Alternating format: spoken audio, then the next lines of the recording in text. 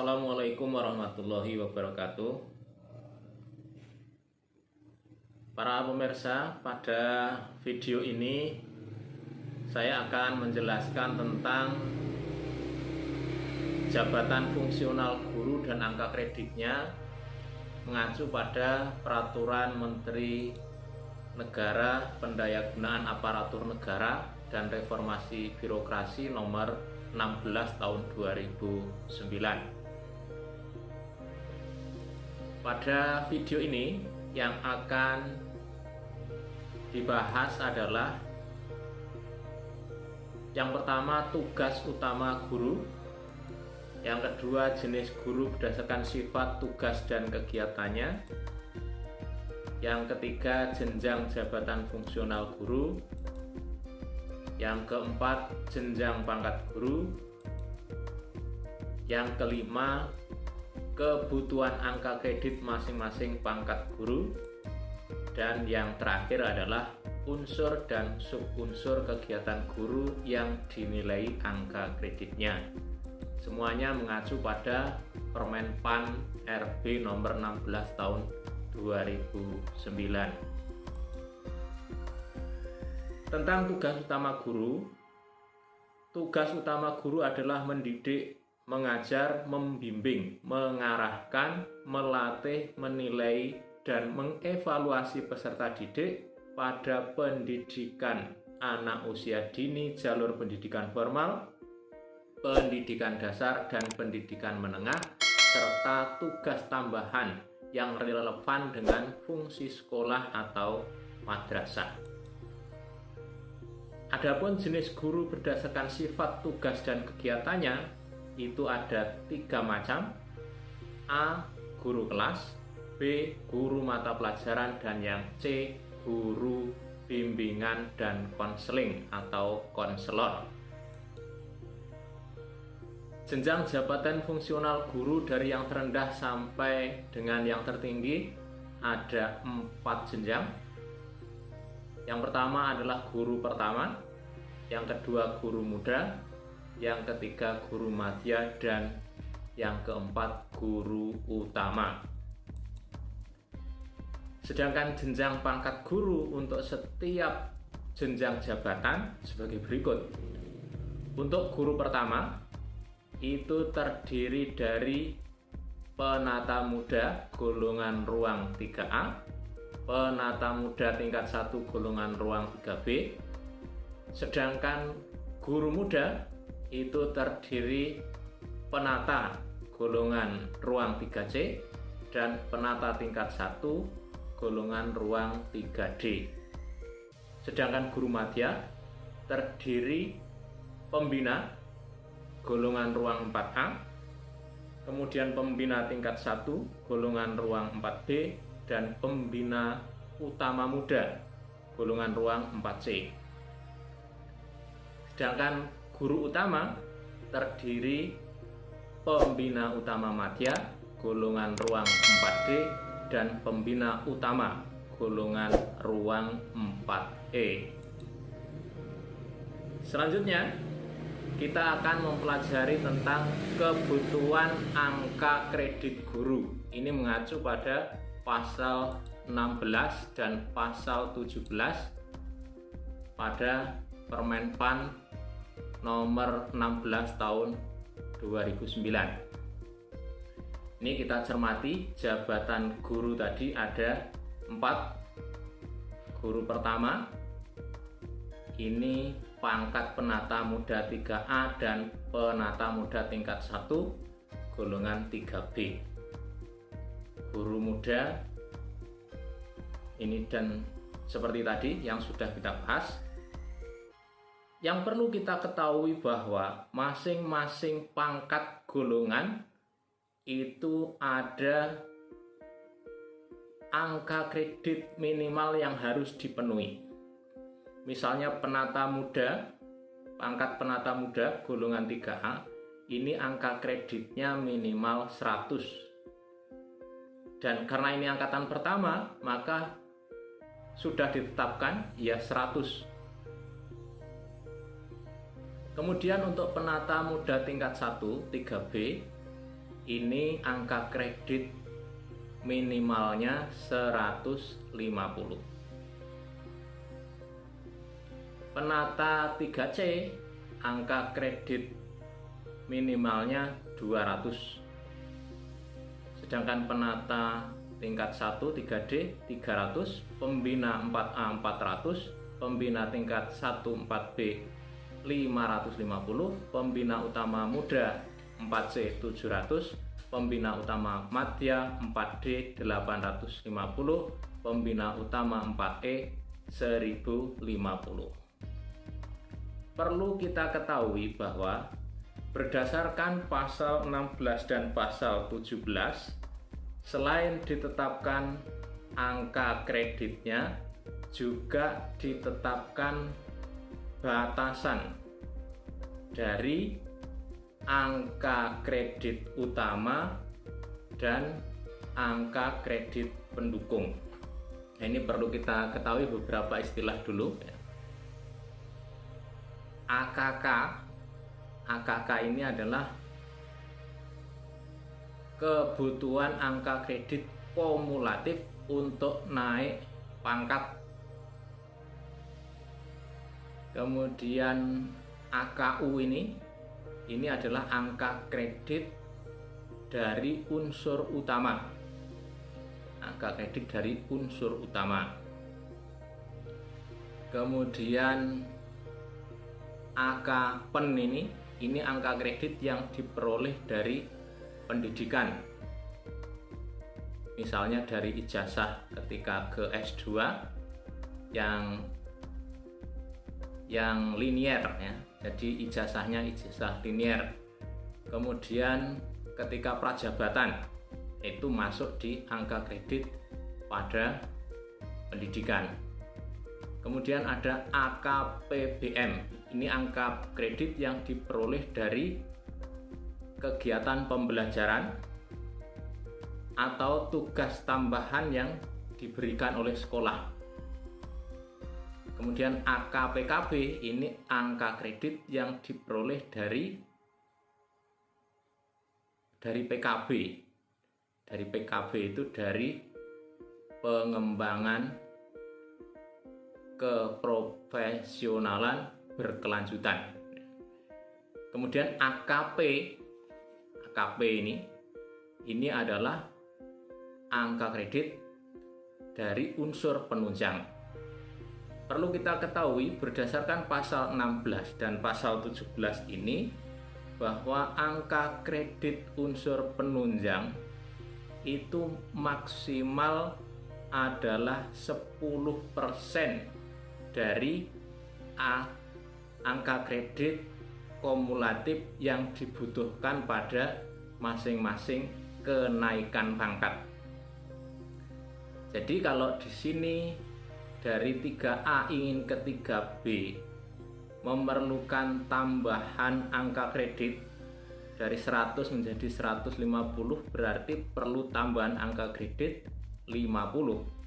Maka pada angka kredit penunjang maksimal hanya boleh 10%. Dari 50 berarti hanya maksimal 5. Karena maksimal maka boleh nilainya itu tidak mencapai 5. Sedangkan untuk AKU, angka kredit unsur utama, ini minimal harus 90% dari angka kredit kumulatif yang dibutuhkan untuk naik pangkat. Yang berarti ini nanti jumlah total dari AKPEN, AKPBM maupun AKPKB itu harus 90% dari 50. Nah, kita jelaskan lebih jauh tentang hal itu agar paham. Kita lihat selanjutnya. Nah, ini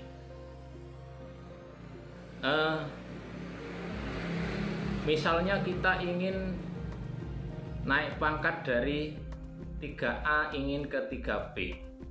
Ini diperlukan tambahan 50 angka kredit kumulatifnya. 50 ini diperoleh dari 5 unsur penunjang, ini maksimum.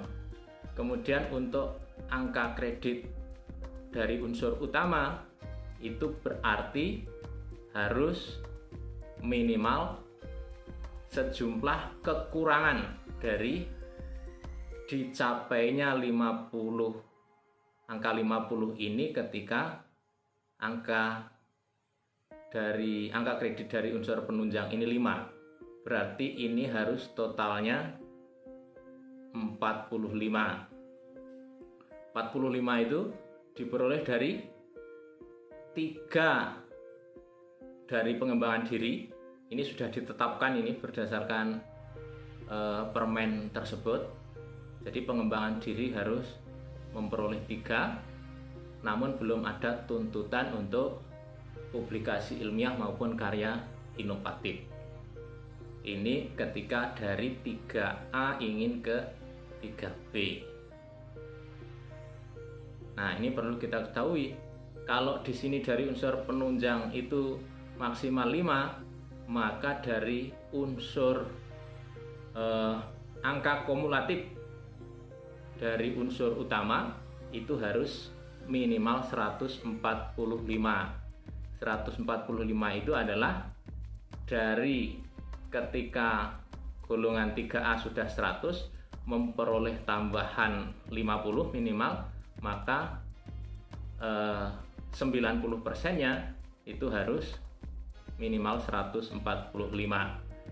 Ini adalah nilai total atau angka kredit total dari unsur utama.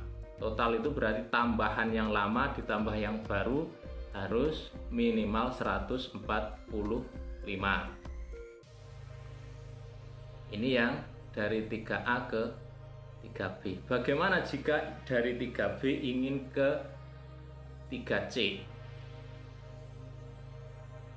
Dari 150 ingin ke 200. Nah, ini perlu kita cermati. Aturannya adalah penunjangnya, karena ini naik 50, angka kreditnya 50, berarti penunjangnya maksimal hanya 5. Boleh kurang dari itu untuk penunjang. Namun pada unsur utama ini harus terpenuhi minimal 90% dari kebutuhan kumulatifnya. Nah, ini dengan asumsi bahwa dalam mengumpulkan angka kredit ini hanya diperoleh dari pembelajaran, kegiatan pembelajaran dan pengembangan diri serta publikasi ilmiah dan karya inovatif, maka ini kalau dijumlah minimal harus 50 ya. Jadi antara AKP, AKPKB sama AKPBM kalau dijumlah harus 50. Tapi apakah ini tidak boleh lebih? Boleh lebih ya, boleh lebih. Dan nanti lebihnya bagaimana menghitung selanjutnya kita bahas nanti. Tapi perlu diketahui bahwa ketika dari 3B ingin ke 3C, ini sudah ada tuntutan melakukan publikasi ilmiah dan karya inovatif.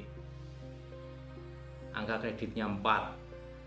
Kemudian pengembangan diri 3. Yang berarti untuk PBM, kegiatan pembelajaran atau tugas tambahan dari sekolah, itu harus memperoleh nilai 38 minimal, boleh lebih. Kemudian akumulasi ketika ketiga C pada unsur utama minimal harus 190. Dari mana diperoleh angka 190? 190 itu karena ini adalah akumulasi dari yang unsur utama, adalah dari target angka kredit yang harus dicapai minimal ini 200 ketika unsur penunjangnya telah terakumulasi dari yang pertama sampai yang lama dengan yang baru sudah 10. Ini 5 dan 5 ini sudah terakumulasi.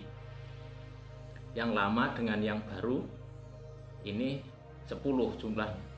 Berarti untuk mencapai 200 ini harus terpenuhi 190. Begitu seterusnya.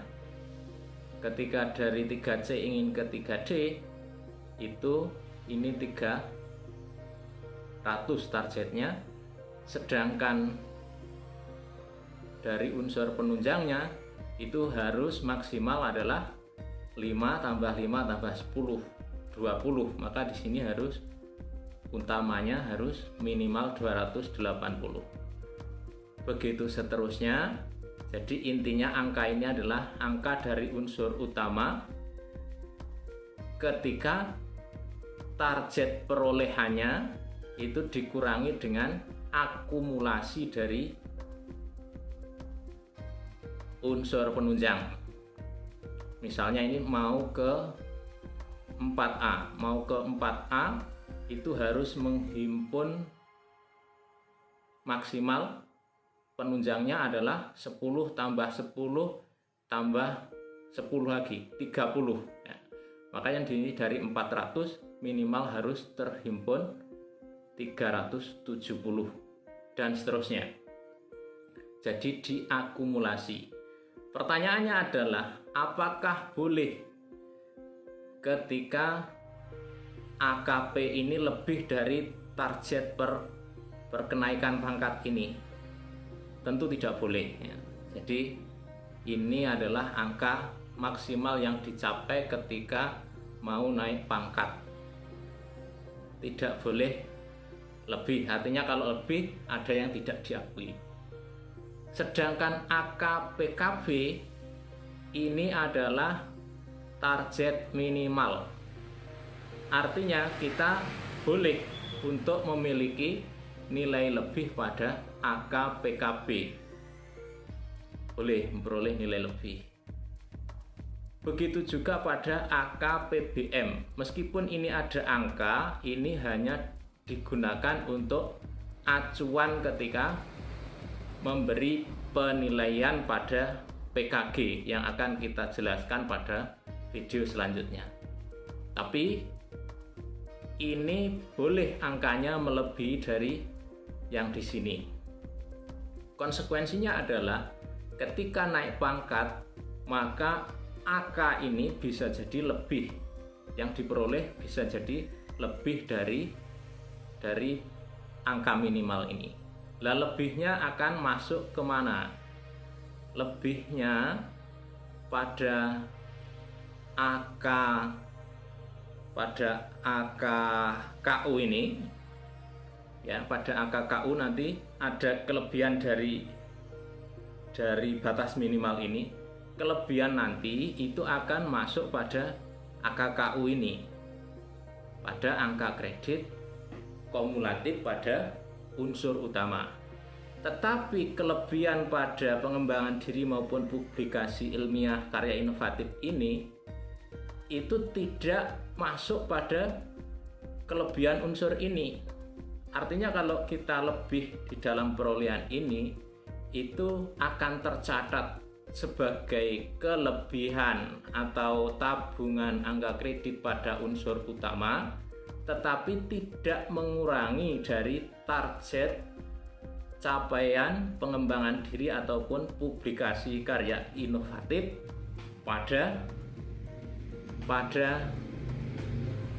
kenaikan pangkat selanjutnya. Ya, jadi setiap naik pangkat ini harus minimal terpenuhi. Tidak bisa misalnya ini di pengembangan diri ini dapat 5 misalnya dari target 3. PIKI dapat 8 misalnya. Maka ini kan kelebihan 2, ini kelebihan 4. Nah, ini tidak secara otomatis menjadi tabungan pada kenaikan pangkat selanjutnya. pada unsur AKPKB. Tetapi kelebihan itu menjadi simpanan atau tabungan untuk AKKU, sehingga ketika mau naik pangkat lagi tetap dituntut untuk pengembangan diri minimal sesuai di sini. Begitu juga pada PIKI.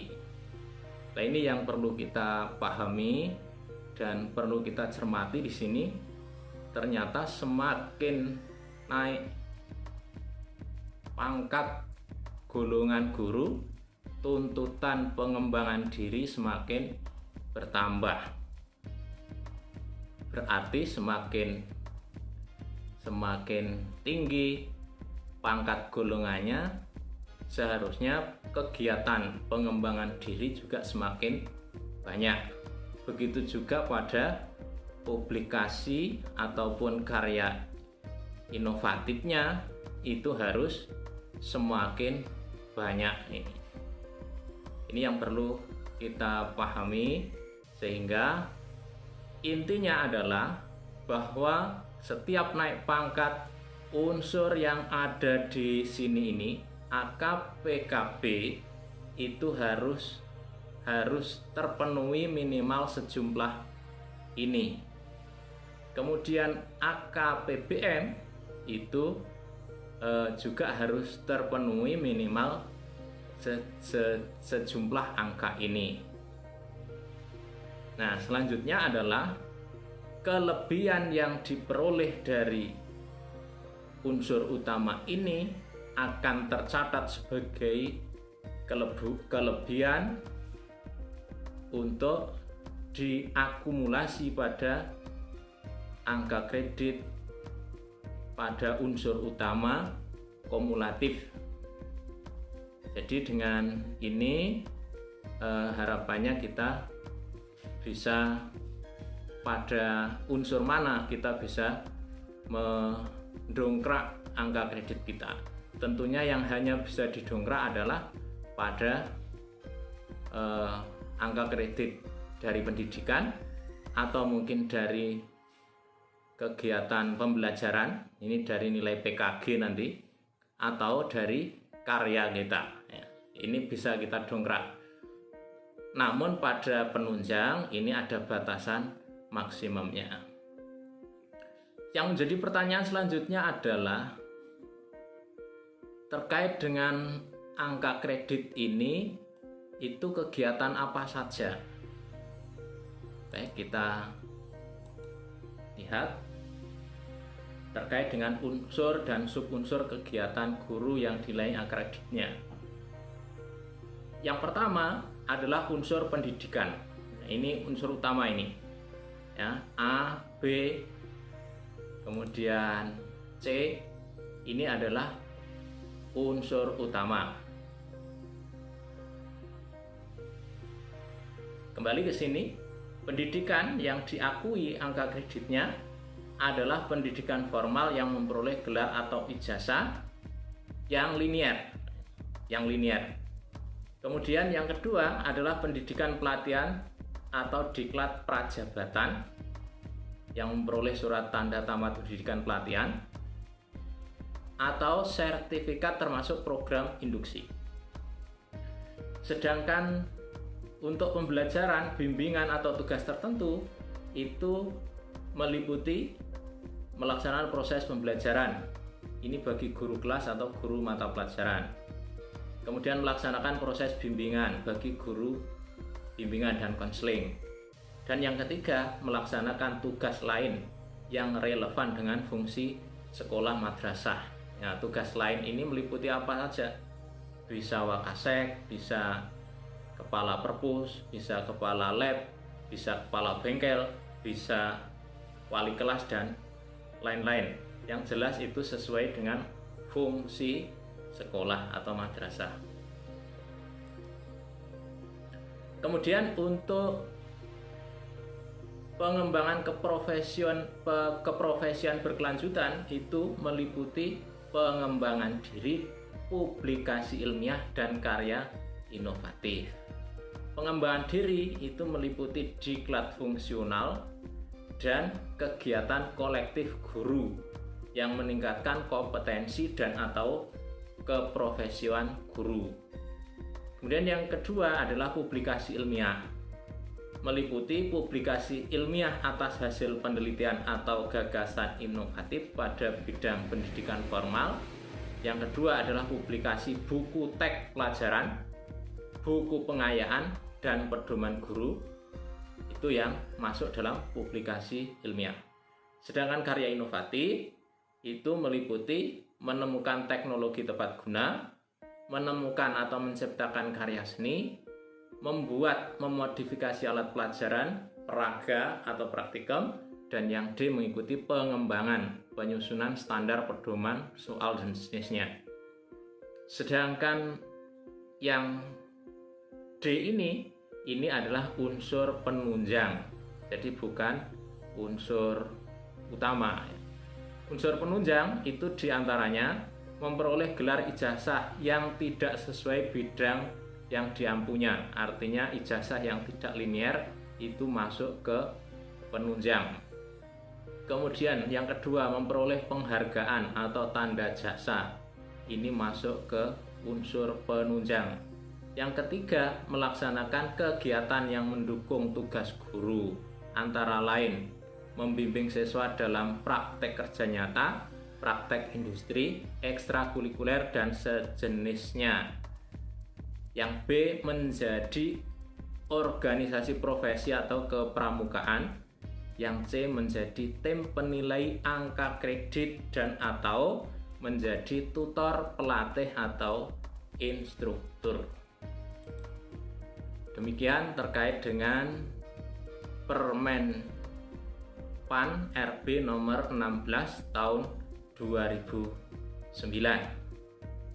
Kita sambung pada video selanjutnya terkait dengan apa saja kegiatan yang memperoleh angka kredit dan bukti fisik apa yang diperlukan sehingga diakui angka kredit dari kegiatan yang kita lakukan.